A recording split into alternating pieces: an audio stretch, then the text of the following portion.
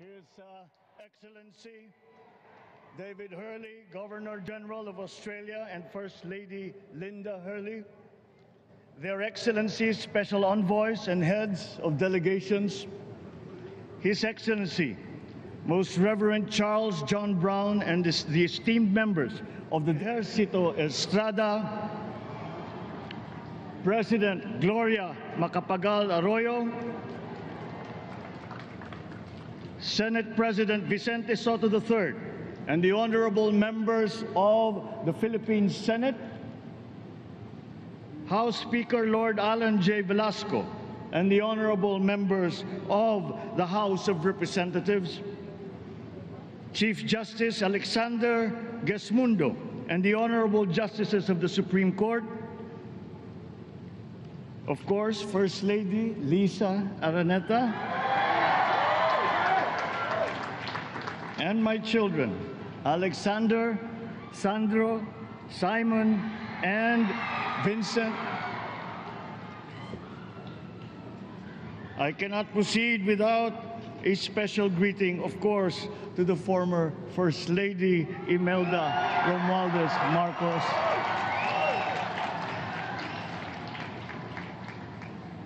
Other distinguished guests, ladies and gentlemen, my friends, ang aking minamahal na mga kababayan, magandang tanghali po sa inyong lahat. This is a historic moment for us all. I feel it deep within me. You, the people, have spoken, and it is resounding. When my call for unity started to resonate with you, it did so because it echoed your yearnings, mirrored your sentiments, and expressed your hopes for family, for country, and for a better future. That is why it reverberated and amplified as it did, to deliver the biggest electoral mandate in the history of Philippine democracy.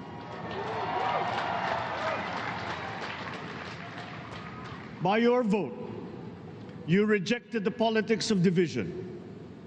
I offended none of my rivals in this campaign. I listened instead to what they were saying, and I saw little incompatibility with my own ideas about jobs, fair wages, personal safety, and national strength, and ending want in a land of plenty. I believe that if we but focus on the work at hand and the work that will come to hand, we will go very far under my watch. You believe that too. At pinakinggan ko ang tinig ninyo na ang sinisigaw ay pagkakaisa, pagkakaisa, pagkakaisa. We will go farther together than against each other, pushing forward, not pulling each other back, out of fear, out of a misplaced sense of weakness. But we are the furthest from weak. The Filipino diaspora flourishes even in the most inhospitable climes, where they are valued for their quality. The changes we seek will benefit all and will shortchange no one. I was not the instrument of change. You were that. You made it happen. I am now. You picked me to be your servant, to enable changes to benefit all. I fully understand the gravity of the responsibility that you've put on my shoulders. I do not take it lightly, but I am ready for the task. I will need your help. I want to rely on it. But rest assured, I do not predicate success on the wide cooperation that's needed. I will get it done. I once knew a man who saw what little had been achieved since independence in a land of people with the greatest potential for achievement, and yet they were poor.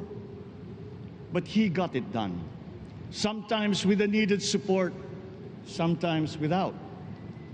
so will it be with his son. You will get no excuses from me.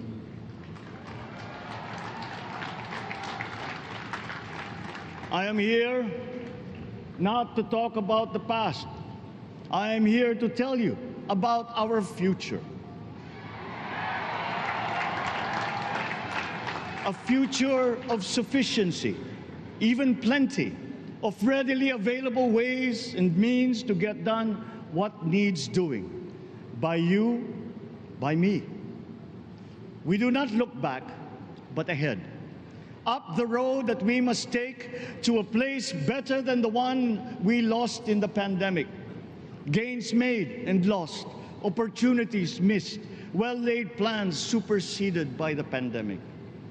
Indeed, ours was the fastest growing economy in ASEAN by ways now outdated. We shall be again by a radical change in the way the world must now work to recover what we have lost in that fire and move on from there.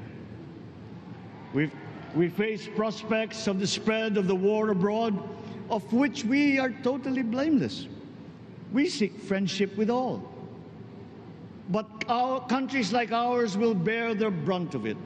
And if the great powers draw the wrong lessons from the ongoing tragedy in Ukraine, the same dark prospect of conflict will spread to our part of the world. Yet, there is more out there. Like going forward by new ways of doing that the pandemic forces to adopt. A stronger resilience, quicker adaptability. They are our best prevention. They are our best protection. Quiet reflection in a rough and tumble campaign of a breadth and intensity never experienced revealed some of them, such as a willingness to listen despite the noise, the hesitation to quarrel over differences, and to never, ever give up hope of reconciliation. These gave me the peace to ponder deeper. There are hints of a road not taken that could get us out of here quicker, to something better, something less fragile. There is also what you, the people, did to cope, but this time empowered by new techniques and more resources.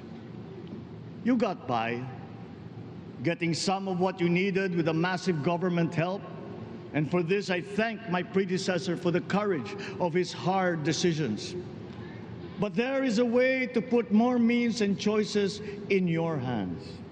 I trust the Filipino. Imagine how much more you'd achieve if government backstops instead of dictating your decisions. Always there to pick you up when you fall, giving what you need to get past a problem. Imagine if it invested in your self-empowerment to bring it closer to taking on whatever challenges come. Imagine a country that, in almost every sense, is you. Now imagine what you and government can achieve together. We did it in the pandemic. We will do it again. But again, I will not predicate my promise to you on your cooperation. You have your own lives to live, your work to do, and there too I will help. Government will get as much done alone without requiring more from you. That is what government and public officials are for. No excuses, just deliver. It was like that once upon a time.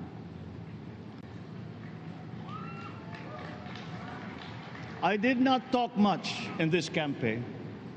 I did not bother to think of rebutting my rivals. Instead, I searched for promising approaches better than the usual solutions. I listened to you. I did not lecture you who has the biggest stake in our success. And the forthcoming State of the Nation will tell you exactly how we shall get this done. In this fresh chapter of our history, I extend my hand to all Filipinos. Come, that has put our shoulders to the wheel and give that wheel a faster turn to repair and to rebuild and to address challenges in new ways, to provide what all Filipinos need, to be all that we can.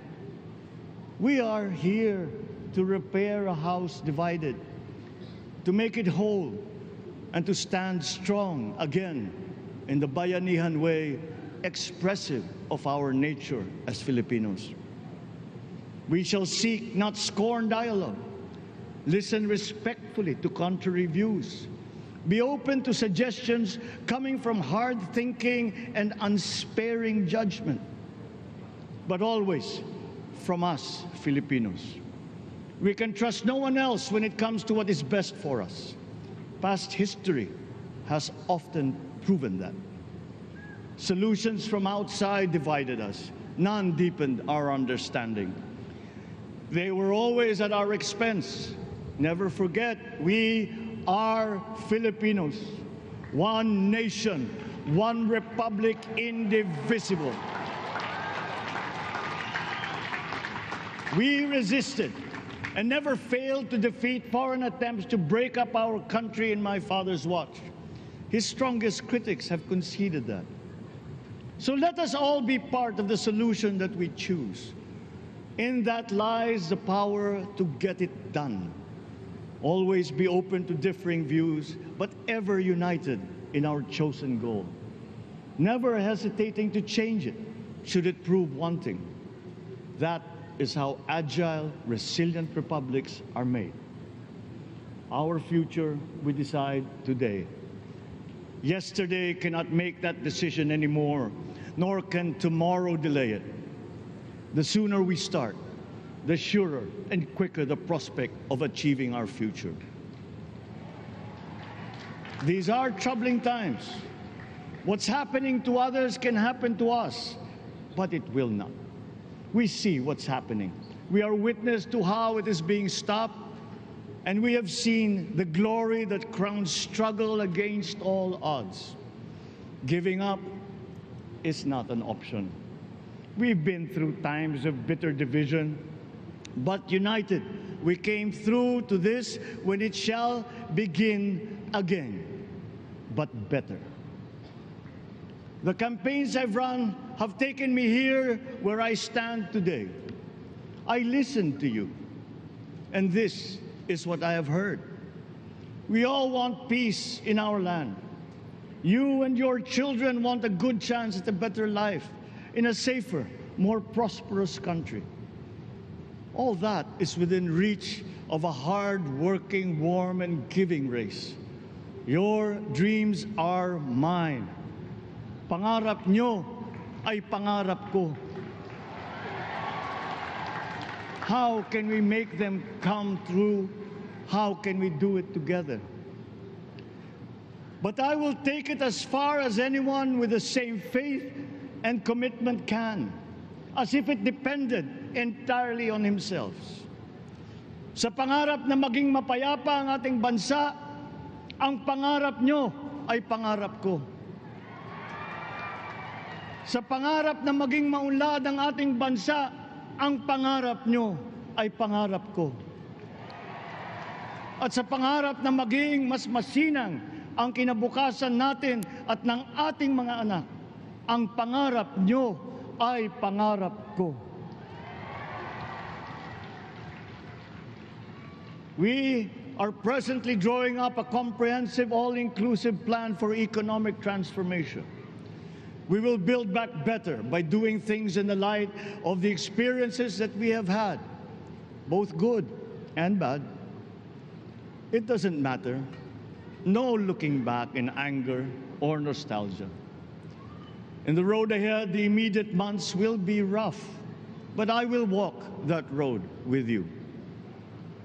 The pandemic ravaged bigger economies than ours. The virus is not the only thing to blame. What had been well built was torn down. We will build it back better. The role of agriculture cries for the urgent attention that its neglect and misdirection now demands.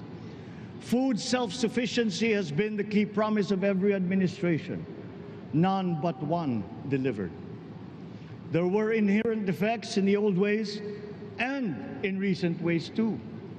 The trade policy of competitive advantage made the case that when it comes to food sufficiency, a country should not produce, but import what other countries make more of and sell cheapest. Then came Ukraine. The most vulnerable when it comes to food are the countries furthest away from the conflict, those bearing no blame for provoking it. Yet they face the biggest risk of starvation. If financial aid is poured into them, though it never is, there is nothing to buy. Food is not just a trade commodity. Without it, people weaken and die. Societies come apart. It is more than a livelihood. It is an existential imperative and a moral one. An agriculture damaged and diminished by unfair competition will have a harder time or will have no prospects at all of recovering. Food sufficiency must get the preferential treatment the richest free trade countries always gave their agricultural sectors. Their policy boils down to don't do as we do. Do what we tell you to. I am giving that policy the most serious thought if it doesn't change or make more allowances for emergencies with long-term effects. There is a parallel problem in our energy supply. Sufficient fossil fuel-free technology for whole economies has yet to be invented. And it is not seriously tried by rich countries. Again, consider the response of the richest countries to the war in Ukraine. But surely, a free world awash with oil can assure supplies. Or we will find a way. We are not far from oil and gas reserves that have already been developed. What we teach in our schools, the materials used must be rethought. I am not talking about history. I am talking about the basics, the sciences, sharpening theoretical aptitude and imparting vocational skills, such as in the German example, alongside the national language with equal emphasis and facility in a global language, which we had and lost. Let us give OFWs all the advantages we can for them to survive and to thrive. Our teachers from elementary up are heroes fighting ignorance with poor paper weapons. We are condemning the future of our race to menial occupations abroad. Then they are exploited by traffickers. Once we had an education system that prepared coming generations for more and better jobs. There is hope for a comeback. Vice President and soon-to-be Secretary of Education, Sara Duterte Carpio, will fit that mission to a T. We won't be caught unprepared, under-equipped, and understaffed to fight the next pandemic. To start with, we never got over the pandemic of poor, if any, free public health. The last major upgrade of a public health system, exemplified by the resources poured into PGH, predates the current shambles by 3 generations.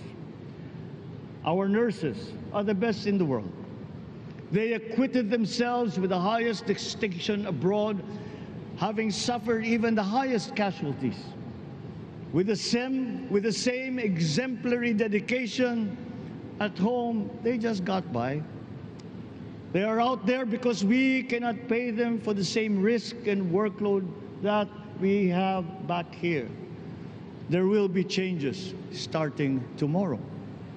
I am confident because I have an OPLE in my cabinet. There were shortcomings in the COVID response. We will fix them out in the open. No more secrets in public health. Remember, I speak from experience. I was among the first to get COVID. It was not a walk in the park. My father built more and better roads, produced more rice than all administrations before his. President Rodrigo Roa Duterte built more and better than all the administrations succeeding my father's.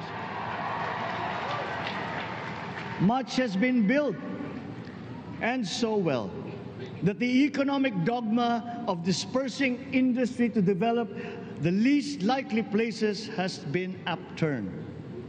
Development was brought to them. Investors are now setting up industries along the promising routes built.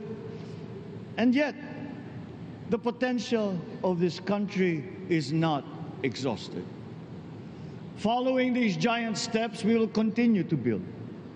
I will complete on schedule the projects that have been started. I'm not interested in taking credit. I want to build on success that's already happening.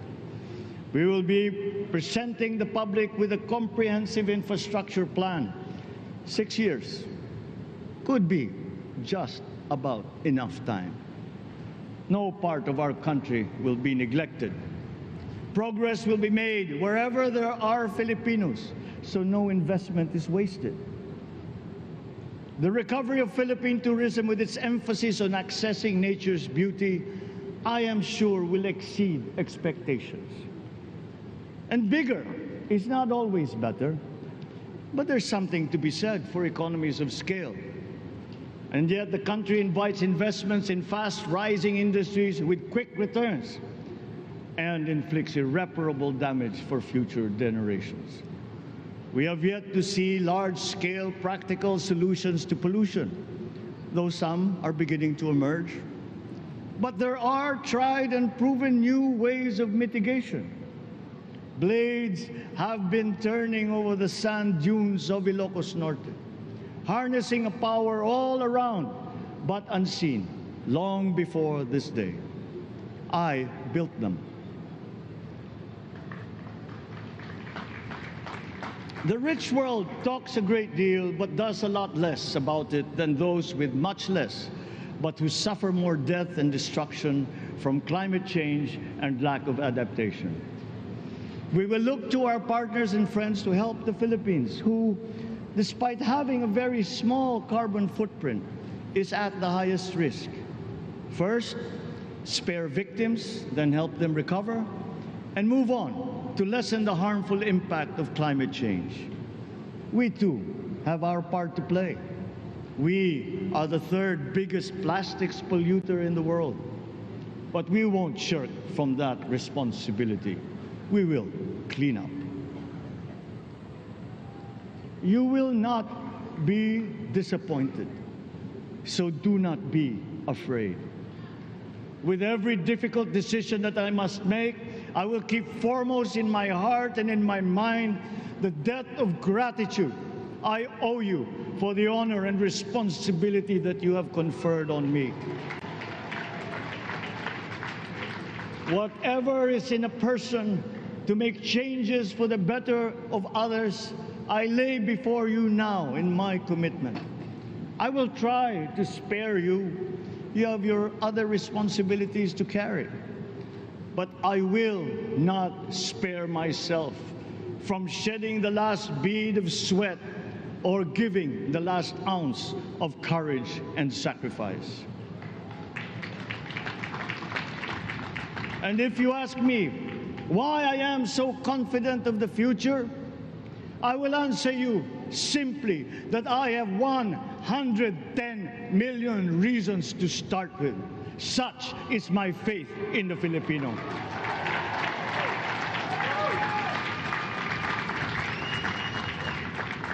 Believe, have hope. The sun also rises like it did today and as it will tomorrow. And as surely as that, we will achieve the country all Filipinos deserve. God bless the Philippines. God bless our work. Maraming salamat po sa inyong lahat. Mabuhay ang Pilipinas. Magandang tanghali po.